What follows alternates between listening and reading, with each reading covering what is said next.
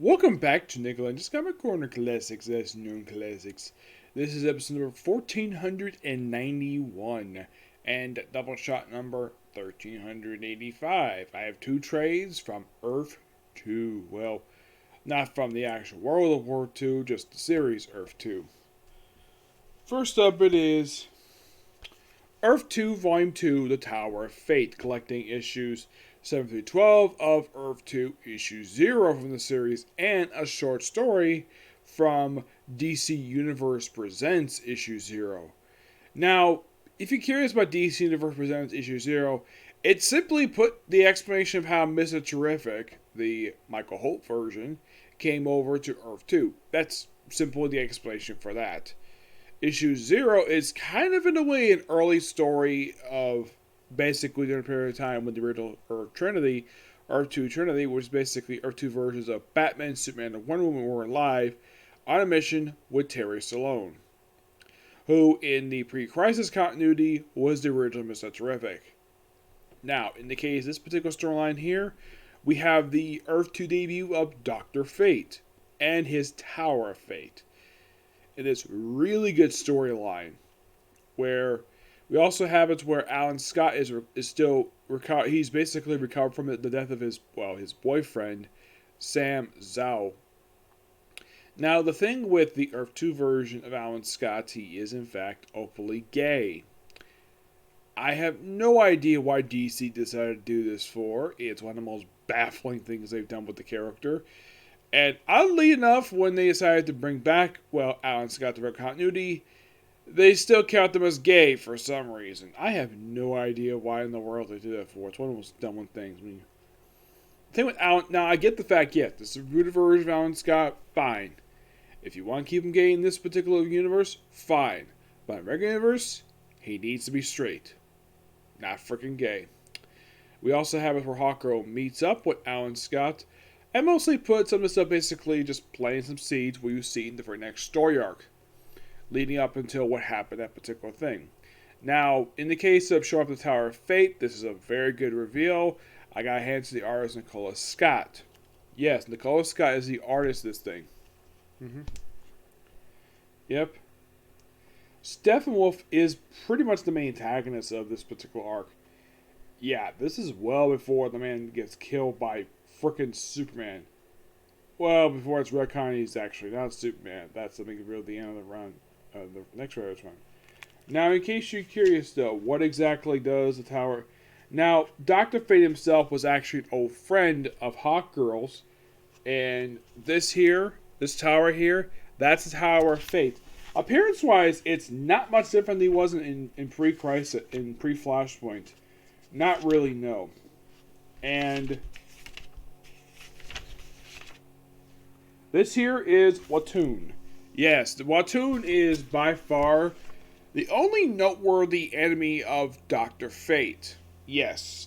Of anybody who's ever fought Dr. Fate, this is the only one that's been consistent one to date. Despite the fact Dr. Fate has had several comic books over the years, no one has ever bothered to give me a new villain aside from Watoon. Watoon has actually showed up occasionally over the years.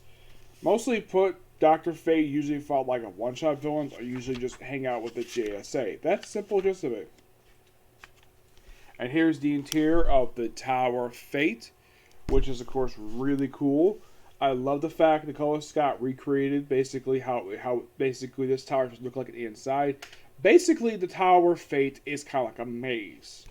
And Nicola Scott, in my opinion, did an excellent job recreating that. Yeah. This here is what Earth 2 Dr. Fate looks like, which not much different from classic Dr. Fate per se, except the helmet's a little bigger and the big gold belt. Yeah. But mostly this particular look for him is a pretty accurate look to how he looked in pre-Flashpoint. I'm glad it wasn't radically changed, like making Jay Garrick a remote of Hank Pym giving an Ant-Man helmet for some reason. Yeah, I have no idea why they would do that for. Yeah, but this was a pretty good story. We also see the Earth debuts of Mr. Miracle and his wife Big Barda. Though, here's the strange thing, though. They're not married. There's no mention of the fact these two are married. They're just basically together as an item. Yes. Why are they here? To set up Earth 2 World's End. Basically, that's simply the gist of it. And after Dr. Fate defeats Platoon, and well, we have the slowly coming together of the new Wonders. Yes, we have basically the public debut of the Wonders, and we also see, like, various of people. Now, the Wonders at this point just consisted of Green Lantern, The Flash, Hawkgirl, Dr. Fate, and that's it. That's who's in here. Now, this also is my final trade review for James Robinson's run for the title. Now, I love what James Robinson did with the book, basically reintroducing all these characters, which of course was really good. But I give this book roughly a 9.5 out of 10. It's really damn good. Now, my final thoughts on James Robinson's run for the book is that it's definitely a good run. And a lot of people tend to, let's just say, overlook this run because of the writer who came next. A writer who people love this guy's run for the book. I mean, I get the fact why. It's a good run, though I'm going to review the first trade for it, first of two trades. But you shouldn't overlook James Robinson's run. Not at all. I think it's kind of dumb. The fact that we had to overlook his run just because this guy's taking over the book. Because I think that's quite stupid. And saying that, oh, you like this run because you think that the James Robinson run sucked. No, it didn't. If you read the run, it is really freaking good. Alright, next up it is, put this up here, we have Earth 2 Volume 4, The Dark Age. I like that book, which actually was pretty thick. This one's not as thick as that one. This collect issue 17 and 20 and A number 2 of Earth 2. This is the start of Tom Taylor's run for the book. Now, is there any new debuts? Well, yes, there is.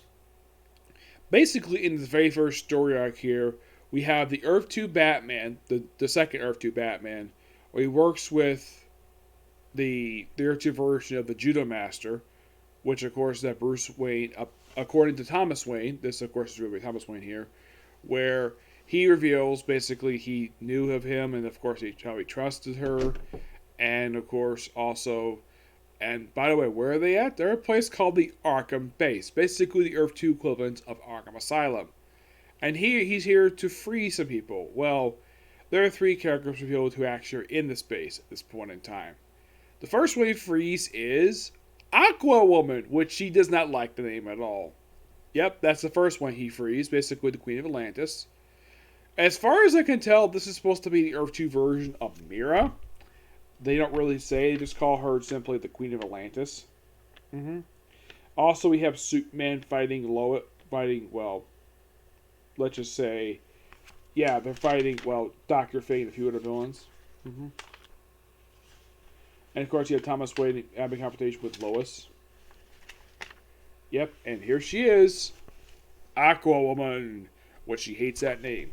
Yep, but she's the first of two people he frees in his facility. Yeah, while Superman's fighting the Wonders. He didn't freeze Jimmy Olsen. Yes, Jimmy Olsen, who in this world is a hacker. He is known as the Accountable, who is a very cool character in this one. Basically, he gets basically like, okay, this is Jimmy Olsen, is Accountable. Like, what year is it? It is 2014. What month is it? January. That's all? Is there a problem? No, it's just we got here 3000. And then he's like, hey, it's Aquaman. I do not acknowledge that name. That is so funny. I need to check my feed, get caught up. They gave him a phone. And he had the former Judo Master's hand their phone for Tim. He's like, well, this is bad. Kind of was destroyed yesterday. Yep. Superman's back. Oh, wait, he's a douche now. And Parademons. And the new Batman's like, what? Hang on, it's not making sense. They come out of fire pits. Where? Everywhere. So, and he's like, he has to take care of one more person. It's like, no way, you're not freeing the Joker. And then Earth 2 Batman's like, I'm not here to free him, bam, bam, shoots him right in the head, kills the Earth 2 Joker. I'm like, wow, this is definitely not Bruce Wayne, because Bruce Wayne wouldn't do that at all. And that is something. Like, okay, Tom Taylor, you create the Earth 2 version of the Joker, and then, like, you have a first appearance in issue 18 and 17, and he gets killed off in the following issue. I'm like, damn, Tom Taylor, you have balls to do that. Yep. And then, of course, you have Superman apparently defeating Terry Sloan, Mr. Terrific, and the Flash. Now, this guy here, this red arrow here, that's actually Connor Hawk. Originally, he was supposed to be anagrammed to be sort of like a version of Oliver Queen, and it's supposed to be Queen Hawk. But later confirmed this it's Connor Hawk, Green Arrow's son. Yes. Also, I should point out, though, the artwork in here is still done by Nicola Scott. Yep. With Robert Saruka and Barry Kitson. Yep. They kept Nicola Scott on the book. I'm not really sure why. Also, despite the fact that it was rumored the reason why that James Robinson left the book because of the new Batman, that's been the rumor for years. The actual reason why he left, why he decided to leave this title after only 60 issues in an annual, it's completely unknown exactly what was the reason why he left.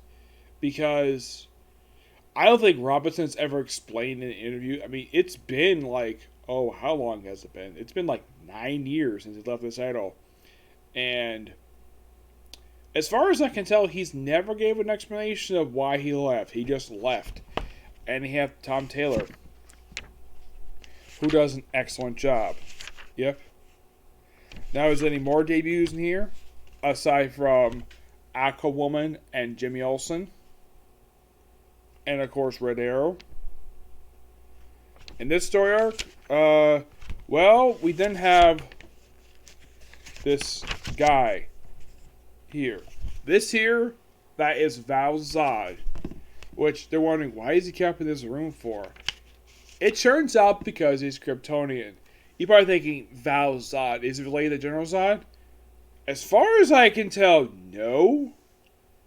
Because they never really delve into the guy's backstory very much. Nope.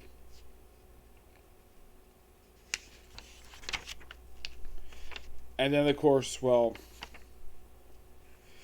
then by the fourth part of the story, which I think is from issue 20, they change over from Nicola Scott to Barry Kitson and Robinson Ruka. Which the artwork itself doesn't really suffer. It feels like a very good change of flow. It feels like the very same flow that Nicola Scott did. Now, as to why she left, I have no idea. If I get a chance to meet Nicola Scott, I'm going to ask her that question. Why did she leave this great book? And of course, you have this team of Batman forms fighting the parademons.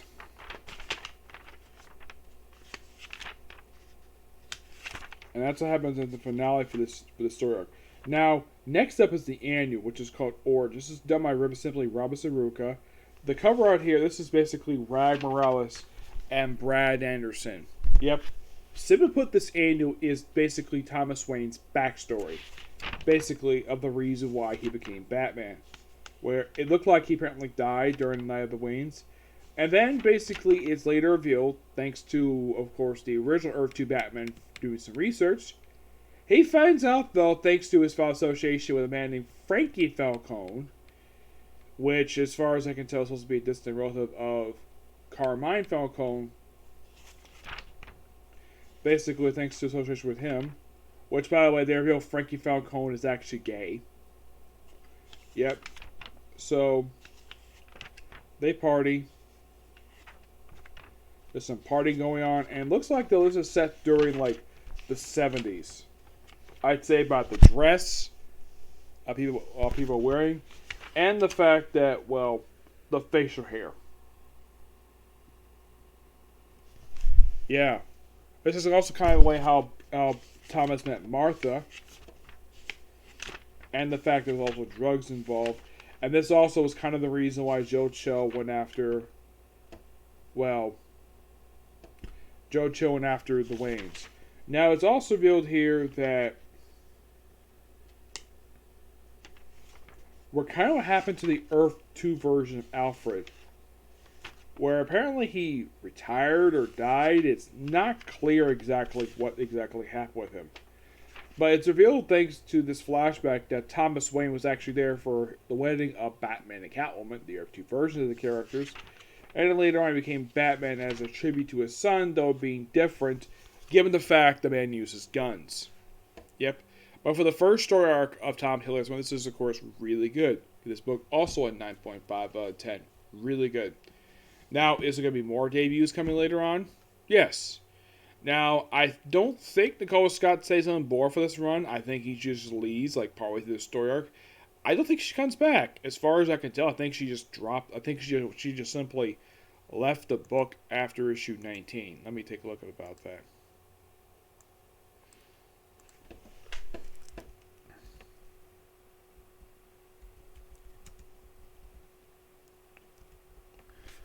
Because I think that she practically left the book. Like, right after... Oh, no, she did come back for a few more issues. She came back for issues 21, 23, and 25. She came back a little bit toward the... She came back at the very next story. I think she skipped one issue and then came back for, well, some of the remaining issues under Tom Taylor, and that was it. Yep. After she left the book, she later did, let's see, she did the book in 2014. She later did Black Magic with Greg Rucka. Great title. I don't know if it's still going right now. And recently she did Wonder Woman. Yep, that's the most recent book she worked on with Wonder Woman with Greg Rucka. Yep. She is a fantastic artist. And I definitely think she basically should get more work. Yep. Though they brought back Black Magic. Of course, there was a rumor. This was something that Liam Sharp told me. As soon as she wrapped up her time with Wonder Woman, she would go back doing Black Magic, which she did. She basically still publishes Black Magic now and again. It's a great series. I do recommend checking it out. Yep. So yeah, that's a particular review.